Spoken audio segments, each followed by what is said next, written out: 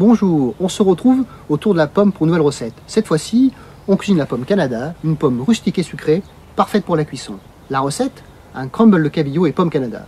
Pour ceci, il vous faut des pommes Canada, des brocolis, de la ciboulette, un filet de cabillaud, des pommes de terre, de l'ail, la poudre d'amande, du parmesan, du lait, bien sûr sel et poivre. Allez hop, on s'y met? J'ai cuit les pommes de terre avec la peau pour garder toutes les vitamines. Je les épluche. Vous les faites cuire dans une eau salée pendant une vingtaine de minutes. Mes pommes de terre sont épluchées. Je les taille en dés d'environ un demi-centimètre de côté. Je les réserve dans un saladier. Allez, j'épluche les pommes. La pomme Canada, c'est bien de l'éplucher comme la peau est un peu épaisse. J'en profite pour retirer le pédoncule. Et pour éviter qu'elle ne noircisse, je vais les citronner. Et je les taille en dés comme les pommes de terre. Voilà, mes pommes sont presque taillées, on passe au poisson. Donc on va faire un court bouillon au lait. On sale, on n'hésite pas. Une pointe d'espelette. On parfume ensuite notre court bouillon à l'ail. Alors on s'embête pas, avec le plat d'un couteau on vient écraser. Voilà. Moi j'aime bien l'ail, alors j'en mets 2 belles gousses et on met dans le lait. Mon court bouillon est terminé, on taille le poisson. Alors 2 gros morceaux. Et je le plonge dans le lait frémissant. J'ajoute mes pommes. On ajoute des brocolis.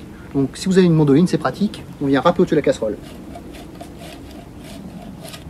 Et là, on fait cuire à petit bouillon pendant 5 à 6 minutes.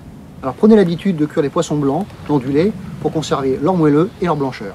Allez, on termine la préparation. On ajoute la ciboulette.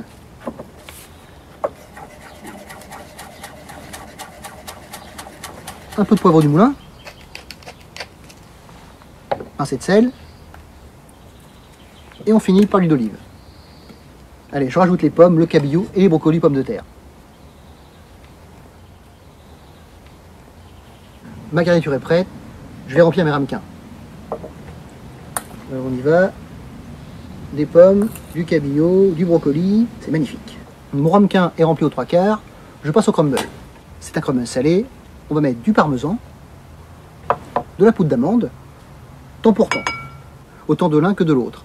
Un peu de couleur avec le brocoli, une petite pointe d'espelette, et au lieu de mettre du beurre, on met de l'huile d'olive.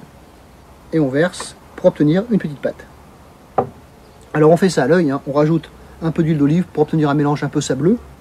Allez, on termine la recette. Le crumble qu'on va déposer sur le cabillaud. On fait une bonne couche, voilà, comme ceci.